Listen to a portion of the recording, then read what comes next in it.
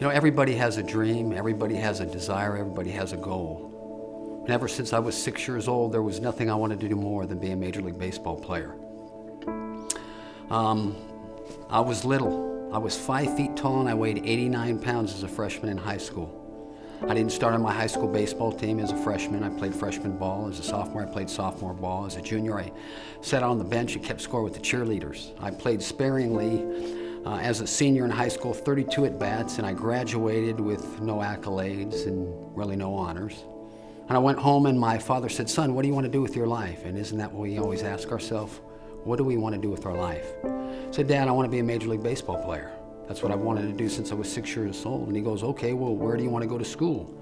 I said, "Dad, I'll be right back." And I walked outside and I picked up the paper, and in 1975, the best school in the nation was Arizona State. So I said, "Dad, I want to go to Arizona State and play." And my father, trying to support me, said, "Well, son, you have to have something else to fall back on in case you don't make it." And I said, "Dad, I understand that, but you know what? I am going to play Major League Baseball. I believe God has given me that gift and I'm going to do it." So I walked on at Arizona State, and in my first year, I played on the junior varsity. There were 209 walk-ons. They kept 8 of us. And I impressed the coach so much, Jim Brock, that when I got to the big leagues, they said, "Well, where did you play?" I said, "I played at Arizona State. I played at Southeastern Oklahoma." Jim Brock said, "Brett Butler never went to my school." Now, that's not a cut to him. Everybody that played on the varsity that year, 25 guys, eventually played in the big leagues.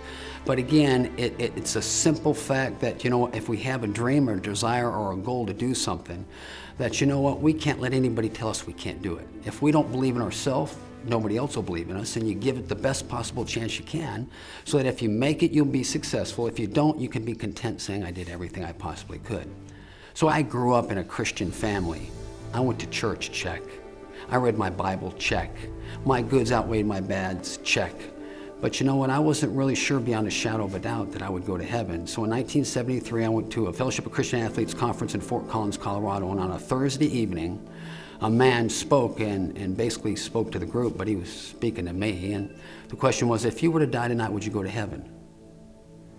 And I kind of looked around and I knew he was talking to me, but I didn't know beyond a shadow of a doubt that if I was to die, I'd go to heaven. In Revelations 3:20, Jesus says, "I knock at the door of your heart. If you open up your heart and come in, I will be with you."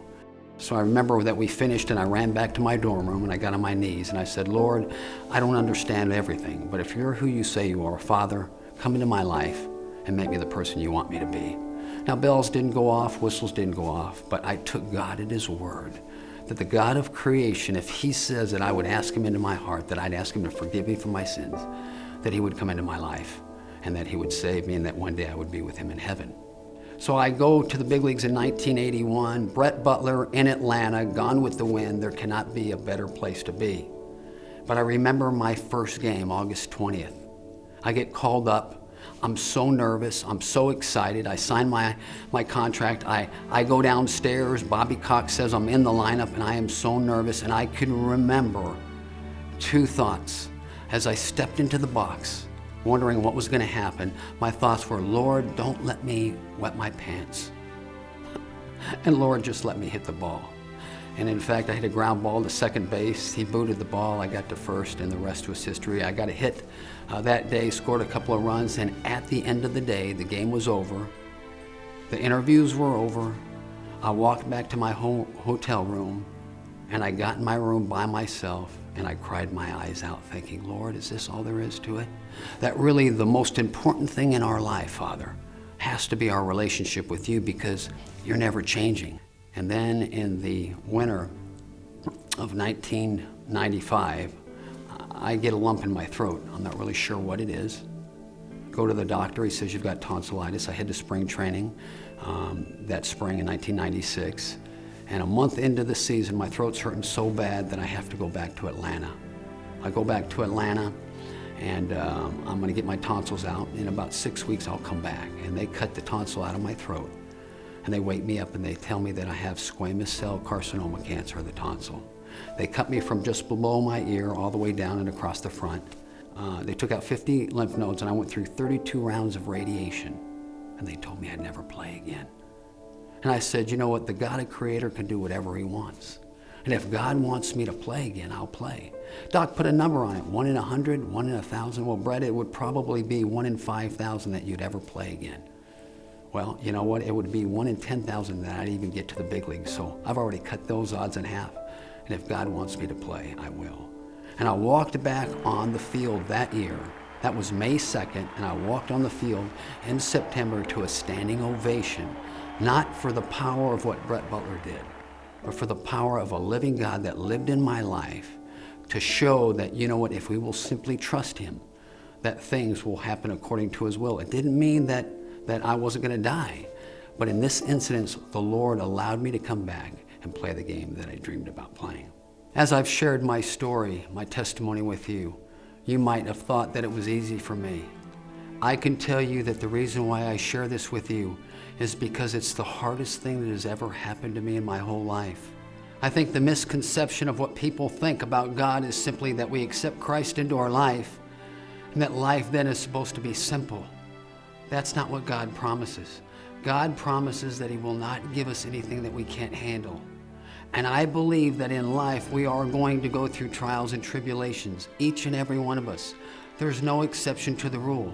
The bottom line is simply this: those that trust in God, God will give you the strength to get through it. In sharing my testimony with you, you might have seen that I had tremendous faith. My faith only came and my faith only grows when I trust God to be able to give me understanding, direction, and discernment on how I'm supposed to live my life. Things don't happen by mistake. God knows exactly what's going to happen. Do we know why they happen? No, we don't. And one day God will answer those questions for us. The strength of my faith comes when I simply stop and quit trying to figure things out, taking the fears, the insecurities, the angers, and the depressions, and laying them at the altar and saying, Lord, I don't understand. And as a father wants to take care of his child, the ultimate Father in heaven will take care of each and every one of his children on this earth if we will simply just say, Lord, I give you my life, every aspect of it. Father, show me what you'll have me do, and I promise you, God will give you peace beyond understanding.